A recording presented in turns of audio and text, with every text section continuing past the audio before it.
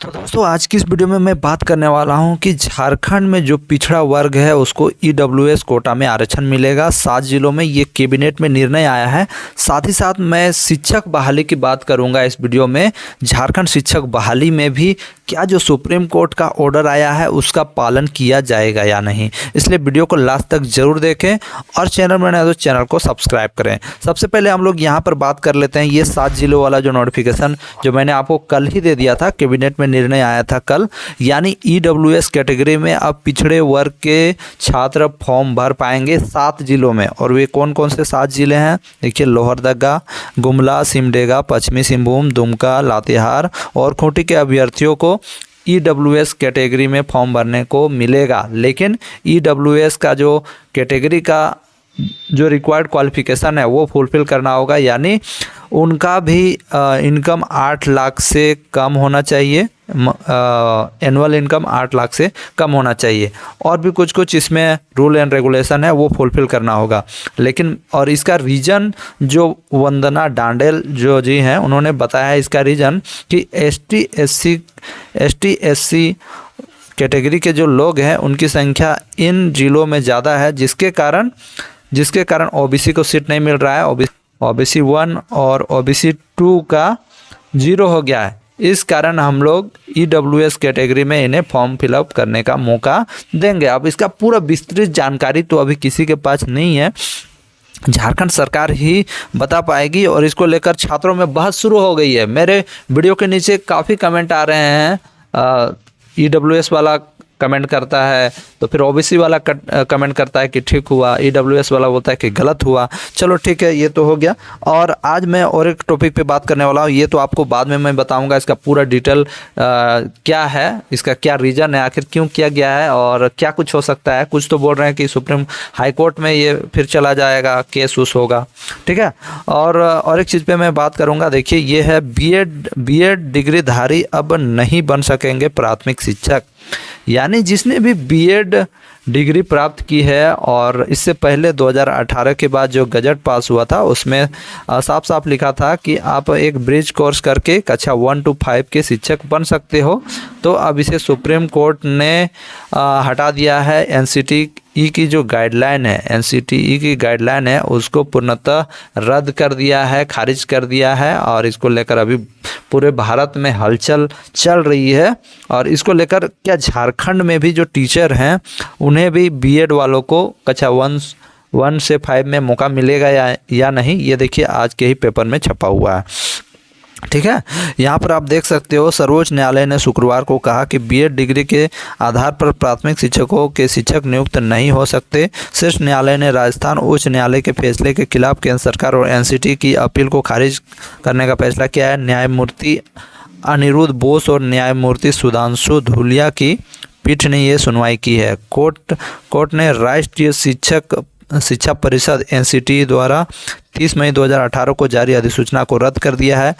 उस अधिसूचना के तहत प्राथमिक स्कूल में लेवल 1 में शिक्षकों की नियुक्ति के लिए बीएड डिग्री धारकों को भी योग्य माना था, ठीक है। और यहाँ पर देखिए क्या है, एनसीटी के इस अधिसूचना में बीएड डिग्री धारक को प्राथमिक शिक्षक योग्य माना था, लेकिन कहा था नियुक्ति के 6 माह के भीतर ऐसे शिक्षकों को एक ब्रिज कोर्स करना अनिवार्य होगा। एनसीटी की अधिसूचना को राजस्थान उच्च न्यायालय ने रद्द करते हुए कहा था कि बीएड डिग्री धारक प्राथमिक शिक्षक नहीं बन सकते। इस फैसले को सुप्रीम कोर्ट में चुनौती दी गई थी, सुप्रीम कोर्ट में चुनौती दी थी। अब सुप्रीम कोर्ट में भी फैसला आ चुका है। अब देखिए और एक चीज़ है, यहाँ पर साफ साफ लिखा हुआ है, देखिए झारखंड के बारे जहाँ तक बात आती है, राज्य के प्राइमरी स्कूलों में डीएलएड प्रशिक्षित शिक्षक होते रहे हैं बहाल। मतलब अभी तक डीएलएड वाले ही प्रशिक्षित शिक्षक में बहाल होते रहे हैं। इसका मुख्य कारण ये है कि दोस्तों 2018 के बाद नोटिफिकेशन आई थी, 2018 में आई थी। और झारखंड में जो टेट परीक्षा हुई है 2012 में एक बार हुई है और 2016 में, इसलिए झारखंड में ये प्रॉब्लम नहीं आई, ये गड़बड़ी नहीं हुई। यानी 2012 और 16 में कक्षा 1 से 5 में सिर्फ डीएलएड वाले ही फॉर्म भरे हैं और 6 to 8 में डीएलएड और बीएड दोनों भरे हैं। अगर कोई लड़का डीएलएड के साथ स्नातक किया है तो वो 6 to 8 में भी भरा है। लेकिन जो बीएड वाले हैं, अभी तक जितना भी झारखंड में टेट परीक्षा हुई है, जे टेट, सभी में बीएड वाले 6 to 8 के लिए ही एलिजिबल हैं और उनके पास वही सर्टिफिकेट है। इसलिए झारखंड में कोई प्रॉब्लम नहीं है। लेकिन आने वाले दिनों पे अब देखिए क्या होता है, क्योंकि झारखंड में भी केस चल रहा है। अगर सीटेट माइन हो गया तो फिर वहाँ पर जो बीएड के हैं वो छात्र सिर्फ 6 to 8 में ही भर पाएंगे। देखिए, झारखंड के प्राइमरी स्कूलों में इंटरमीडिएट प्रशिक्षित शिक्षक बहाली किए जाते हैं, जबकि मिडिल स्कूलों में स्नातक प्रशिक्षित शिक्षक नियुक्त होते रहे हैं। इंटर प्रशिक्षित शिक्षक डीएलएड में, जबकि स्नातक प्रशिक्षित शिक्षक बीएड में ट्रेंड होते हैं। झारखंड में पूर्व की नियुक्ति प्रक्रिया में national council of teacher education के प्रावधानों को लागू किया गया है। ठीक है। 5वीं क्लास में नियुक्त होने वाले शिक्षक विषयवार नियुक्त नहीं होते हैं, जबकि 6ठी से 8वीं में विषय के आधार पर शिक्षकों की नियुक्ति होती है। केंद्र सरकार के निर्देश पर एनआईओएस के जरिए झारखंड समेत देश भर में अक्टूबर 2017 से मार्च 2019 तक सरकारी और गैर सरकारी स्कूलों में प्रशिक्षित शिक्षकों को प्रशिक्षित किया जा चुका है। प्राइमरी स्कूलों में इन शिक्षकों का 2 चरणों में डीएलएड की डिग्री दी गई है। अभी डीएलएड बीएड युक्तधारी शिक्षकों को ही रखा जाता है। वर्तमान में निजी स्कूलों में डीएलएड बीएड युक्तधारी शिक्षकों को ही रखा जाता है। राज्य के प्रारंभिक स्कूलों में 26,001 नियुक्ति शिक्षकों की नियुक्ति प्रक्रिया शुरू हो रही है। इसमें पहले से 5वीं कक्षा के लिए इंटरमीडिएट प्रशिक्षित सहायक आचार्य की नियुक्ति होगी, जिसमें डीएलएड योग्यताधारी ही आवेदन कर सकेंगे। प्रारंभिक स्कूलों शिक्षकों में 15 और 16 की नियुक्ति प्रक्रिया भी इसी प्रावधान पर लागू था। जी हाँ दोस्तों, और ये लागू होने का कारण है कि झारखंड में जेटेट परीक्षा 2 ही बार हुई है, 2018 से, वो दोनों 2018 से पहले हुई है। इसलिए झारखंड में कोई प्रॉब्लम नहीं हुआ है। 2018 के बाद अगर एक बार भी हो जाता तो ये प्रॉब्लम झारखंड में भी आती। लेकिन अभी देखिए अब क्या हो गया, मान लीजिए झारखंड में सीटेट लागू हो जाता है और अगर बीएड वाले छात्र कक्षा 1 से 5 में भरना चाहेंगे तो वो नहीं भर पाएंगे, क्योंकि दोस्तों एनसीटीई गाइडलाइन के अनुसार ही आप भर पाते थे 6 to 8 में, क्योंकि वही ब्रिज कोर्स के बारे में उसी ने कहा है कि आपको 6 महीना का ब्रिज कोर्स करवाना है, कर लेना है बाद में। तो एनसीटीई गाइडलाइन ही रद्द हो गया, एनसीटीई गाइडलाइन ही रद्द हो गया। तो अब कोई मतलब कि और कुछ नहीं कर सकता है। अब देखिए रिव्यू पिटीशन के बारे कहा जा रहा है, तो देखिए अब मुझे नहीं लगता है कि ऐसा कुछ होने वाला है। बाकी बात देखिए क्या होता है, ऊपर वाले की क्या मर्जी है। लेकिन अब एक बहुत ही इम्पोर्टेंट न्यूज़ है कि देखिए डीएलएड वाले छात्रों का कंपटीशन कम हो गया।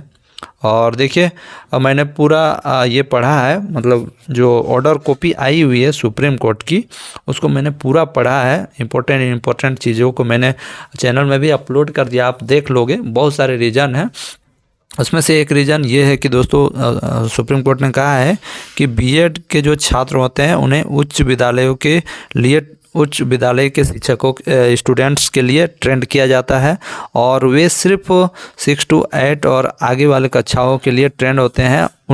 उनके पास वो शैक्षणिक योग्यता नहीं होती है जो एक छोटे बच्चे को पढ़ाने के लिए होनी चाहिए, मतलब जो मनोविज्ञान की जो पढ़ाई होनी चाहिए वो उनके पास नहीं होती है। इसलिए हम ऐसा नहीं है कि अगर बीएड वाले उच्च शिक्षा के लिए एलिजिबल हैं तो उन्हें आप छोटे को भी पढ़ाने का अनुभव होगा, यानी यही कहना है। और भी बहुत सारी चीज़ें कही गई है जो आपको बहुत सारे यूट्यूब चैनल्स पे मिल जाएंगे और आप बोलोगे तो मैं भी अपलोड कर दूंगा। लेकिन मुझे नहीं लगता है कि कोई अपलोड करने की ज़रूरत है, और मैं समझ रहा हूँ कि आप लोग इस बात को समझ जाएंगे, क्योंकि आप एक बड़े बच्चों को पढ़ाओगे और एक छोटे बच्चे को पढ़ाना, दोनों में काफ़ी डिफरेंस है दोस्तों। आप छोटे बच्चे को पढ़ाने के लिए उसके मनोविज्ञान के अनुसार काम करना होगा, उस पेडागोजी के अनुसार काम करना होगा। और एक बड़े बच्चे को आप कोई भी चीज़ समझाते हो तो वो इजीली समझ जाता है, लेकिन छोटे बच्चे को समझाना, उसके लिए एक विशेष प्रकार के ट्रेनिंग की ज़रूरत होती है जो डीएलएड वाले किए हुए रहते हैं, जबकि बीएड वाले उच्च विद्यालय में पढ़ाने हैं तो वो लोग क्वालिफाइड होते हैं या वो लोग प्रशिक्षण लिए हुए होते हैं। यही कहना है, बाकी बात और कुछ नहीं। बाकी बात आप लोग इस विषय में क्या कहना चाहते हैं ज़रूर कमेंट करें।